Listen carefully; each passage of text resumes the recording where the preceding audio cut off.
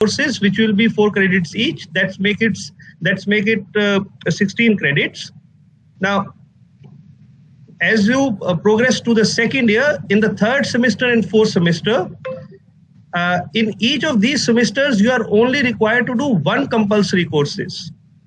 In comparison to the 1st and 2nd semester, there is only 1 compulsory course in the 3rd and the 4th semester, which means that the overall number of compulsory courses that you will be taking up under your MA Economics program is in total 10.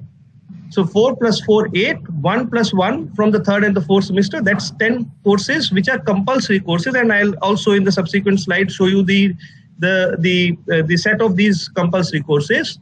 And then, because you are required to do 4 courses in each semester, from the 3rd and the 4th semester, you get a scope of specializing where you take up elective courses offered in different areas, depending upon this, as Deepa pointed out, the wide range of specialization of the faculty in terms of their research interest, etc., which have been developed primarily with the objective to keep you abreast with the cutting edge research which is happening in the field.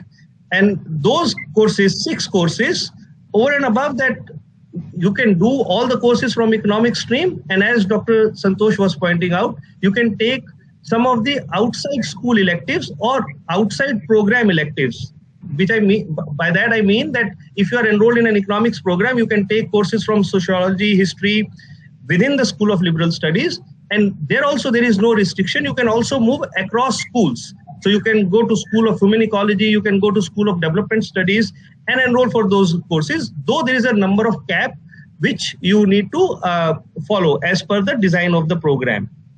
Now, moving on, these are the set of compulsory courses. I think the titles, some of these titles may be familiar to you, but the rigor and analytical depth which is covered in these courses would be at a master's level, keeping you involved in a sense that you develop expertise to take independent research afterwards. So in the first semester, you have Microeconomics 1, Macroeconomics 1, Theory of Value and Distribution, Statistics and Data Exploration. Then moving on to the second semester, you have Microeconomics 2, Capitalism, Colonialism and Development, Econometrics and Data Analysis.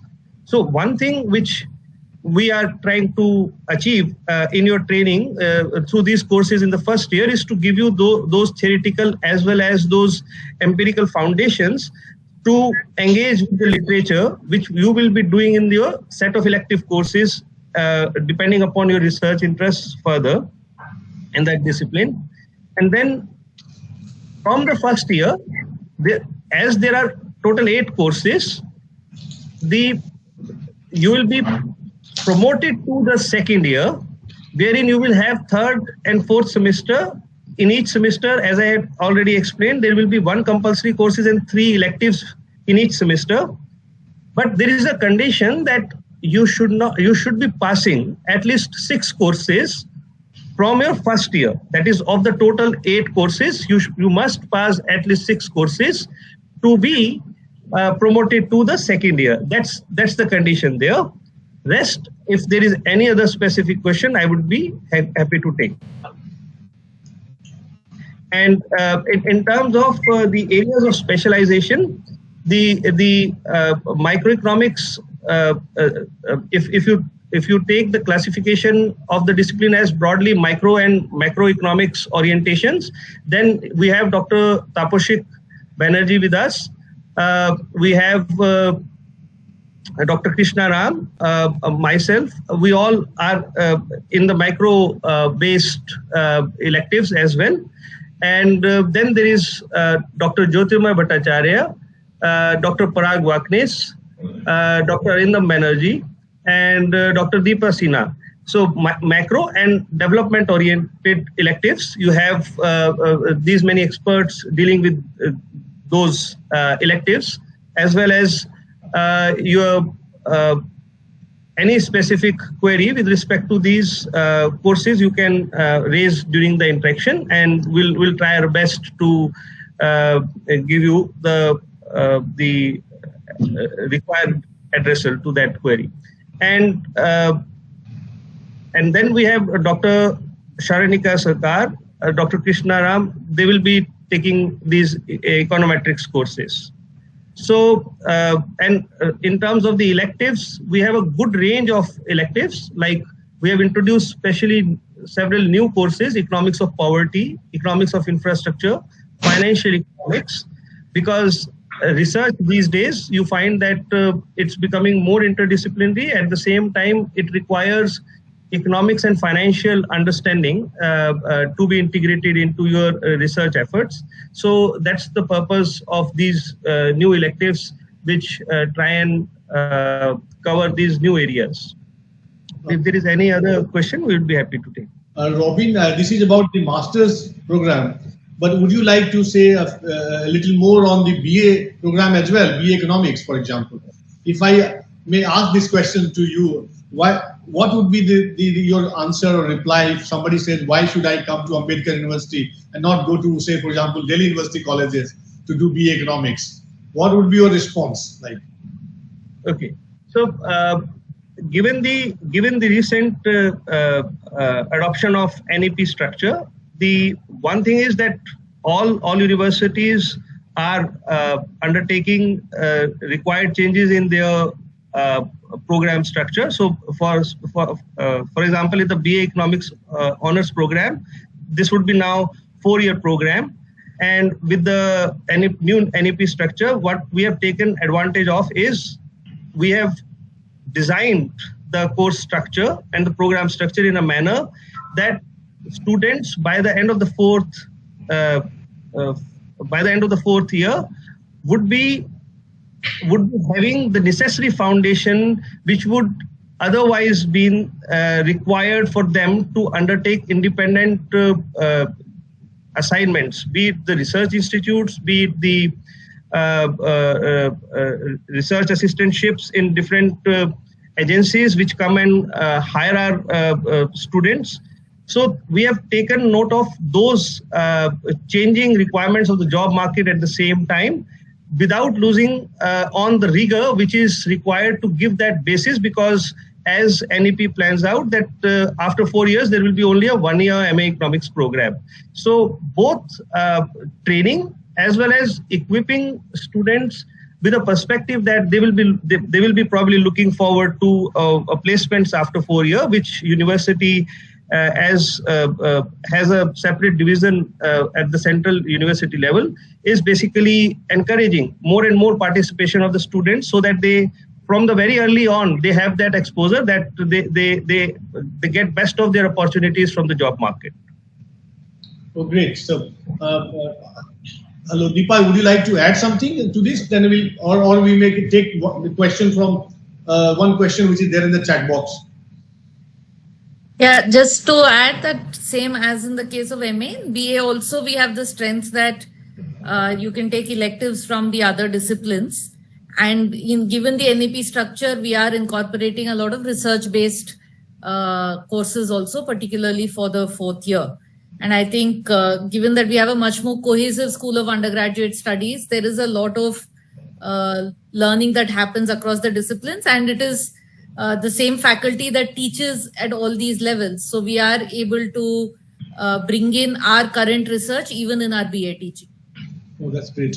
Also, I was thinking that probably we can add on, our emphasis on, and not just after NEP coming, but even from the day one when we started, there is an emphasis on field work, and the hands-on learning, kind of. So, what does happen? How do you people, the program, do this bit in your BA and MA both?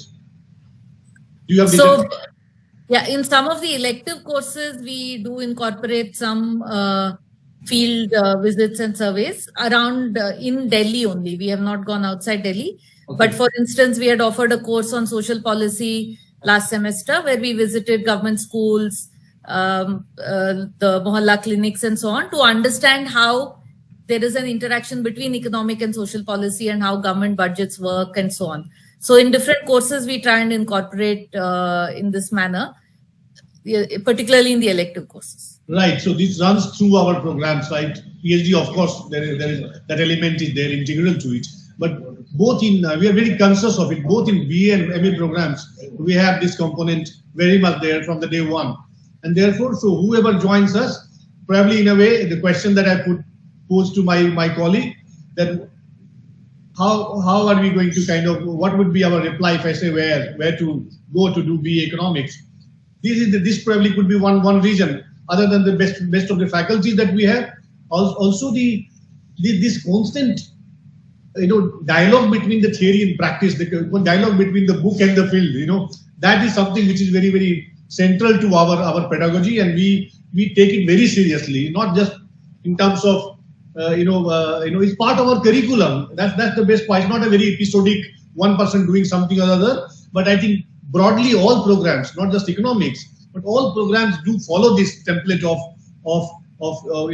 curriculum framework, where we realize that it's important to constantly not negotiate, but constantly in conversation with the outer world.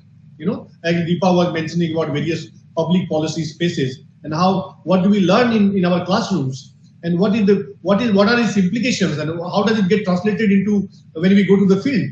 So this is it's a very recurrent theme, and in fact we take it very seriously. So this could be one front kind of reply from our side, that if you are willing to, or if you wish to join Ambedkar University or wish to pursue BA economics, this is the place. So now with this, let's take a question from this chat box question. Can somebody read that question, please? From Student Services Division, somebody can read that question. Can you read the question, Assis, for our colleagues to respond to those questions? And if Priya is there, I think her name is Priya, the student. Is she there? Priya, you want to ask this question yourself? Is there in the chat box? We'll read it out. Yeah, hello, good morning, sir. Yeah, please go ahead. Sir, I'm Yashika Garg. Okay, Yashika. Yeah, I have applied for undergraduate program for BA Psychology Honours. Oh. Yeah. So actually, I updated all my profile details in the registration process. But I just wanted to ask that the payment, the procedure for the payment will be available after the CUT results or before that, sir? I think I request our colleague here from the Director IT to kind of respond to this, if you can, sir. Dinajji, can you come here, please? Spirit, that option will be available after you select the programs, and that will be available. The selection of the programs is not yet open. That also I saw. Yeah, that can only be opened after CUT exam Results are out. Okay, so that means only the first step is completing the profile details, and rest of the things will be opened after the after the CUT results, right, sir? Yes, exactly. Okay, thank you, sir. Thank you so much. Yeah, please spread the word. I am happy that even though there is a different slot for psychology, but that's good that you came. I hope they spread the word around. Our webinars are on for the entire month, and there are different slots given to different disciplines, for example. Thank you, sir. Thank you so much. You are from psychology, there is a slot for psychology. So you must join and ask your other friends to join that Sure, sir. webinar, Sure, which again will be taken by the faculty colleagues from that School of Human Studies, what we call. Okay, Thank you sir. very much. Yes. Thank you so much, sir. Yes. Thank you. There are other questions? Is there any other question? There was one, I think. Please read that question for Deepa. And same question is there? Okay. Yes, I think that was the this thing, but that has to be made very clear that I think this is the early time. We have just started. Registration started on 16th, and it is going to go on till 16th of July, right? But we started these interactive platforms basically to invite all students who are interested in Ambedkar University, to let them know about what we do here, and so in that spirit we started doing it. And today, because it starts with economics, I see one of my colleagues there, Dr. Krishna is there. Welcome to the webinar, Dr. Krishna. Would you like to add something in terms of your understanding of your program, and if you have some message for these students, prospective students, for example, if you really want to pitch in there, if you like to say something to the students. I think Robin, and I think, can you hear me? Yes, very much. You're very clear. Yeah, good morning to all. Morning. I think Deepa and Robin have already added a lot to the program. So the thing that I would like to add, that is our specializations on data science and machine learning. Okay. So though we do not have any course as of right now, but last year we tried to develop a course on data science and machine learning, and probably this year that goes to the BOS, and if get approved, then we'll able to offer to the MA student first, and we are also trying to build a similar kind of course for the undergraduate. So probably that left out, and I added to. Okay, right. Apart from that, in undergraduate courses, we are also having an option for skill-based courses. So in that, those skill-based course is going to start from the third semester onward, or maybe the fourth semester onward. So in that, we want to add few courses on data analysis. Okay, so maybe the data analysis with R, Stata, or Python. And Python is basically a language learning that helps to machine learning and building career in data science. Right. So if you have this course in our university, probably student will benefit a lot. That's Okay. No, but generally about Robin, if you can, there are students from various segments, as you know that and there are very generous or what is liberal fee waiver policy in place. We all know about it. Like I mean, as we are aware that almost about 37% of our the money that we collect will be spent on fee waiver of all sorts. Right, for example, it's very unheard of. I haven't heard anything like this, that some of the BA students from our programs will go for these national international conferences, for example. These are other than the classroom transactions that we are talking about, there are other enabling mechanisms and for better exposure of our students to the world outside. So I think these are also some things for which I think prospective students must visit our brochure, which is there available on the website, and you can just click it, and there are very detailed, at least last some 15-20 pages are very relevant for to understand basically what I'm calling enabling environment, in terms of not just getting classroom teaching from the best of faculty colleagues, members who have studied from the world's best universities, actually in Ambedkar, I would say, and they are there, as a colleague was Robin or was saying, or Deepa, that the same set of people teach in BA and also in PhD programs. I think that's something which is remarkable about us, and it doesn't happen in many other universities. I haven't heard that somebody who is a very senior professor but also take courses in BA, for example, in BA program, for instance. That's in the sense that, if I can put it in other words, that you have access to, if you're joining us in our BA program, BA Economics, for instance, you have that kind of access, and our faculty members spend a lot of time, in consultation outside the classroom. I see them, and all of us actually, I teach sociology, I know after the classroom, then another class begins at the canteen and, elsewhere in the corridor, people ask questions and they are constantly in touch. We believe not just the kind of hands-on learning, but also hands-on in many other ways, in the sense that we try and sort of initiate our students in all directions, for example.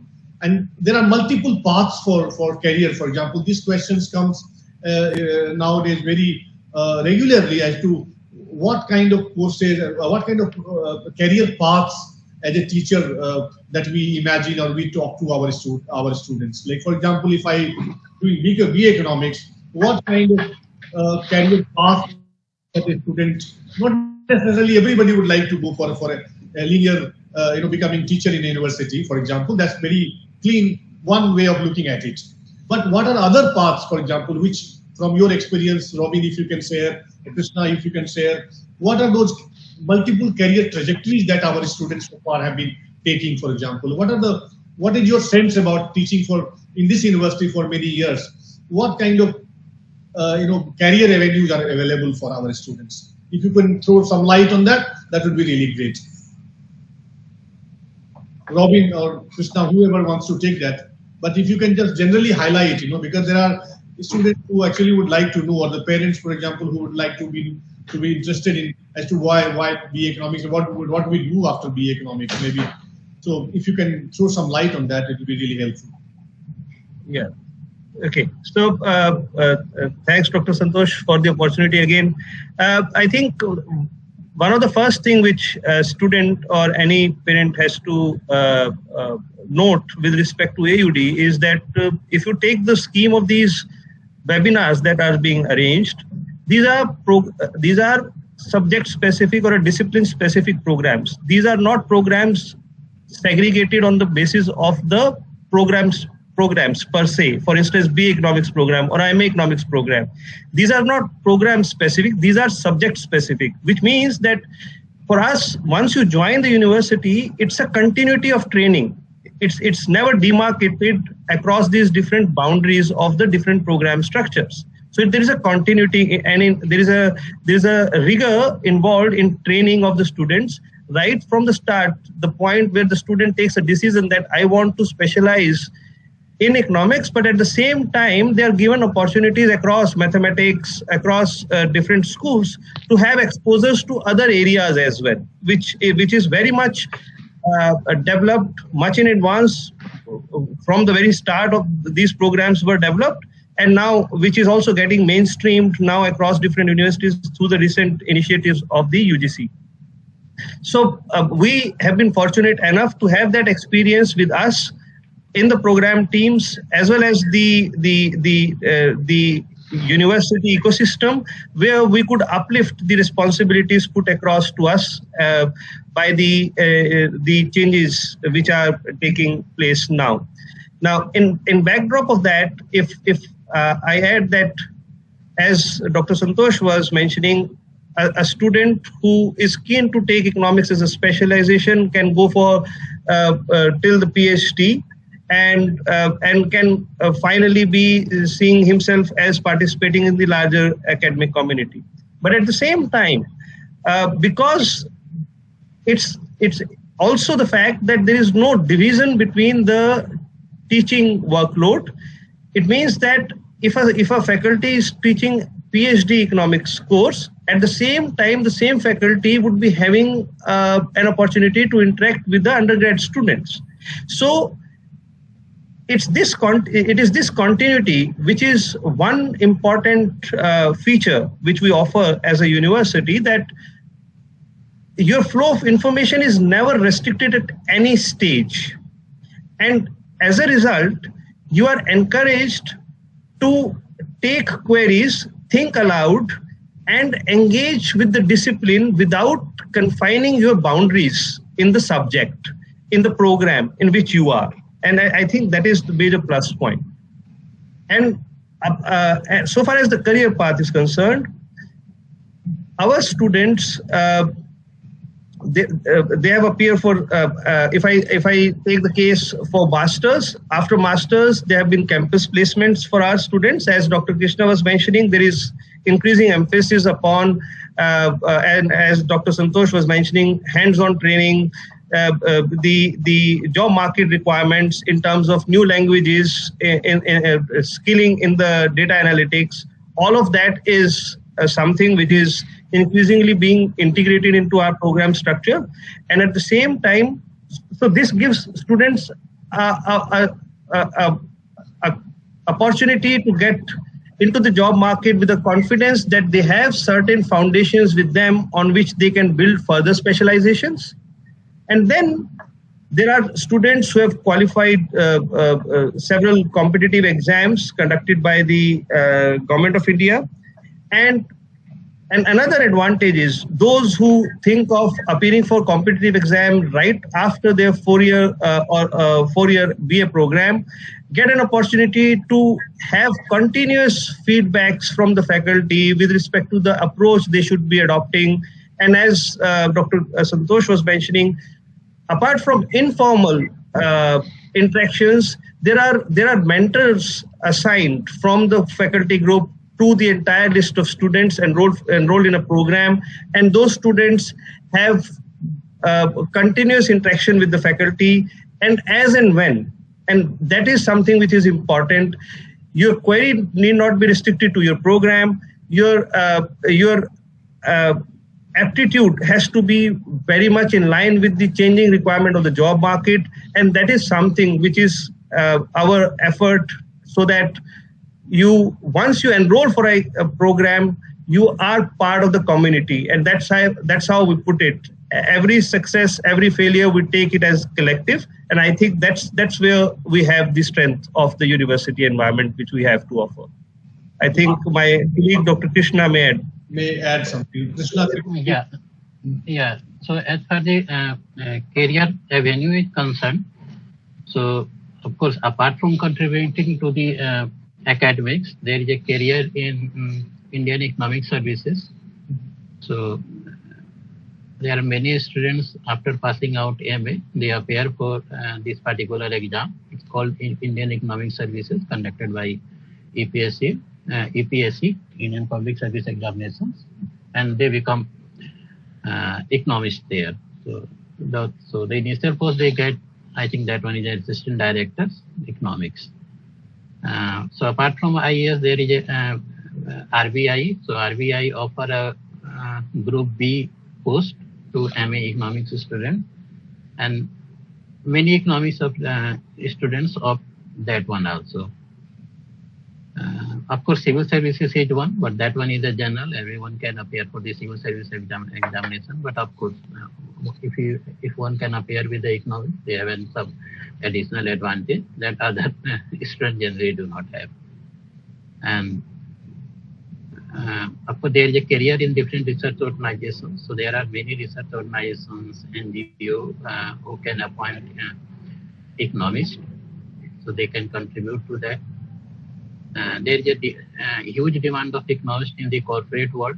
So in our university, there is a campus placement, though we do not have any optimum level of campus placement, but we are improving on that. But even if you do not get through the campus placement, if you can apply separately, there is a greater chances to have a job if you have a required score. And as a BA, MA, PhD program, our emphasis is on to imparting skills, so that and you find yourself worthful in the labor market. That's much. I think Deepa is here. May see it.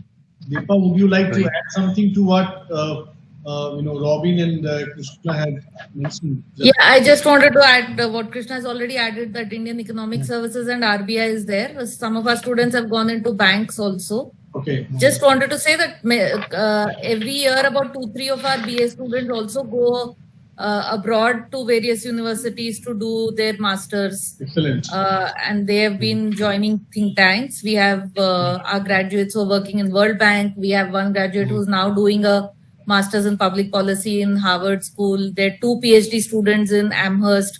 So in quite a few of the top universities in the world also, after graduating from AUD, our students have managed to go. And I think Robin has already said that even in the corporate, that's again an advantage that economics has over the other social sciences, that there are also positions of where they join the corporate sector as well. Right. That's true. Right. I think last year there was somebody from your cohort who had cracked IPS. I think Anna. Yes. Yeah. We have one student who's also joined the IPS. IPS last year, I think she cleared this, and she got top rank. She was very high in the ranking, and she got Indian Police Services. So there is no limit to it. Then of course we didn't mention about another very huge area of civil society networks, which are very, very open for students of sociology and economics and development studies, etc. As we have been constantly referring to, that our curriculum is designed in such a way that we have a lot of these very multidisciplinary kind of perspectives. So the transaction happen in that kind of spirit where you have you might be doing BA honors economics, but also you have opportunities for having other skills, for example, or set of skills, for example. And of course, large number of economics friends I know that they are in journalism, for instance. I mean, which media houses doesn't have a very strong base of economics, for example, because economy is very important, finance is very important, and there are a huge number of people. So other than these kind of career paths, I think another field is the media, for example. Media also employs a lot of these economists, who have this training in having BA and masters, and then they join these. So there is no dearth of it, as Deepa was rightly saying, that among the social sciences, for example, I think economics do have an advantage, for example, because the world is suited and always like that, in the sense economics do have that advantage in terms of looking for a career. So that's very much there. But as we are entering into the last 10 minutes of our webinar, are there any other question? Are there any other question there in the chat box? If you can read that. Can you read that? Or Sachit, you are there, Sachit? Sachit, are you there? If you can read my Student Services Division Assistant Registrar, Sachit Sharma is there, who has collected some of the questions, and I think we were discussing it. Sachit, if you have any question which you have seen people asking on various platforms that we have, in the social media platforms, what is the mood that you find, you see, and what kind of questions you think that would be the question being asked to our faculty colleagues? Can you please repeat those? Sachit is not there, but can you read out? Sir, if you would like to talk about the procedure of BA and MA course university admission process and start of semester. The start of the semester, I think, and we are hoping that 1st of August would be the start. But I think let us see. I think COVID is over, but I think the shadow is very much still there, in the sense it has affected the flow of the semesters. But it's now looking like that there is there's a sync will be developing something. But I think let us expect that August, mid-August or 1st of August. Actually, this is where I think we would like to hope that we will begin our semester, the fresh new semester. So that part is there. But the last bit from three of you colleagues, if you could have to pinpointed 3 things to say about your programs, what would be those 3 things that you would like to say? Robin, Krishna, and Deepa.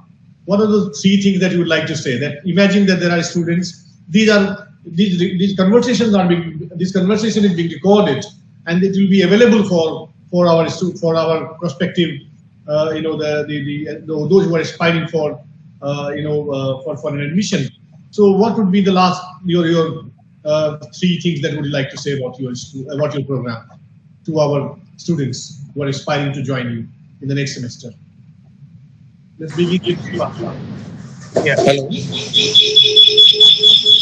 Sachit, you are saying something? Sir, just wanted to add, sir, one more point, sir. Some of the students are asking that what will the procedure for MA and BA Economics procedure of admission, sir? Sir, if you could explain the simple process, what will be the process of admission to take into the finally admitted students? That is a very that question is a very standard question, in the sense that at the moment we are in stage 1 of the thing, because our registration had started from 16th of June and is going to go on till 16th of July.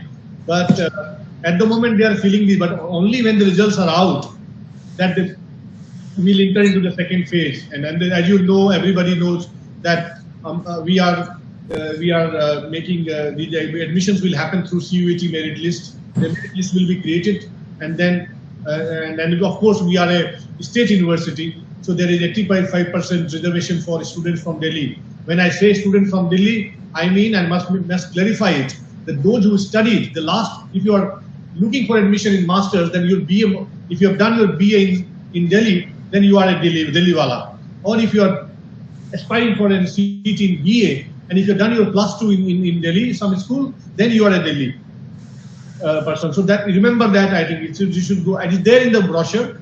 So, and those of you who want to, the students who want to actually know in detail, all the key policies, about the waivers, about the scholarships, about the learning enhancement, about the fieldwork component, about internship, etc., fellowship, etc. Everything is there in our brochure. As I said, if you are in a hurry, don't read everything of 100 pages, but at least the last 20 pages will be something which will actually make you, enable you to kind of look at us as a very good option in terms of the kind of fee that we charge and the amount of what we give in return. In that sense, that's very, very clear. So I think, as I said, it should not be a barrier in terms of you are really wanting to do a good BA economics. I think Ambedkar University is the place. You must join because, and all of us are here, as Robin rightly said, that when you join, we are there to handhold, and it's a very entire the process of we consider that we are teachers, but we are also simultaneously mentors. So, and I think our colleague said that both success and failures and are all we own it. So in that sense, I think please look at the last 20 pages of our brochure, which is there on the website, Ambedkar University, Dr. B.R. Ambedkar University Delhi website. There is a lot of confusion about Ambedkar University because there are many universities with this name. But please look for us when we said Dr. B.R. Ambedkar University Delhi. There is a college by the name of Dr. Bhimrao Ambedkar, but this confusion must end now. I think we are pretty old in the sense, at least almost 1.5 decades. I think that is where it has to be said that we don't have a college. It's a university which is a unitary idea, and there are multiple campuses, but we do not have affiliating colleges. It's a university. So even you do your BA, you do your BA from this university, and there is a school dedicated for the BA programs, which is called School of Undergraduate Studies. So that has to be made very clear for every aspirant. That, and as I said, that, and I don't have to repeat it, that there is a pool of scholars and faculty colleagues who deliver in different stages, in the sense masters, BA, and PhD programs. So we are almost ending the webinar now. I think if you still 5 minutes more, if somebody likes to, out of the three of you, some of you like to say something that's a little more, please feel free. Deepa, Robin, if you want to say something, otherwise we will. I think we'll end it.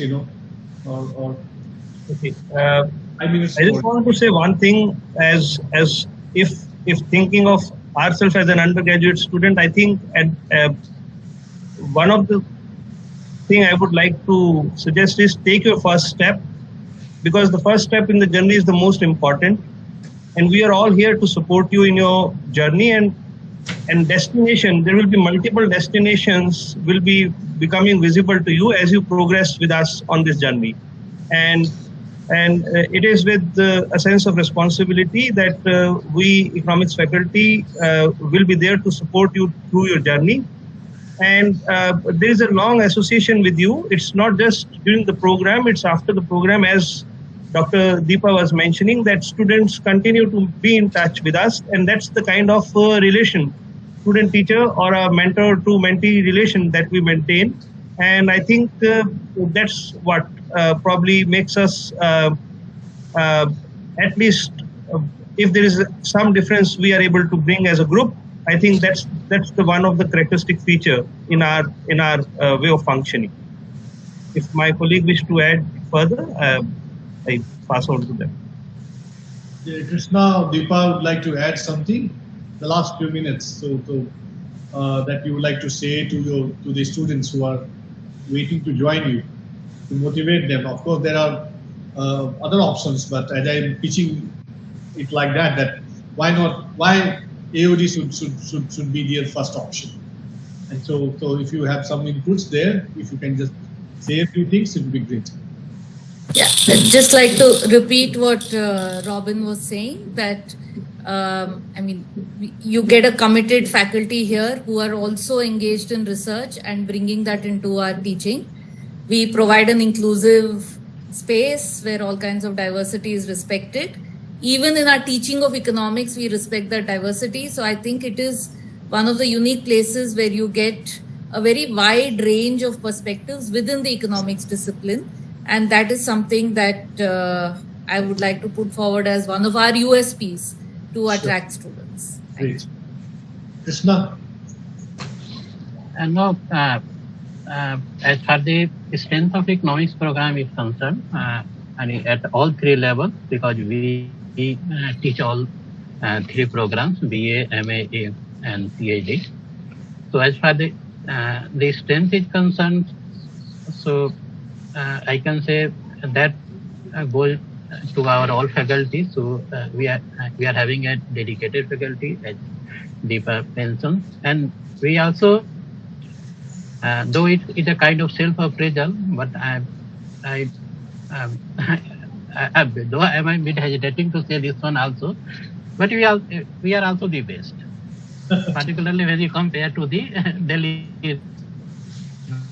Thank you very much. What would be a better? Many colleges of the Delhi University. Okay. Excellent. So if you want to have a best faculty that can build your skills, okay, so that you can advance in your career.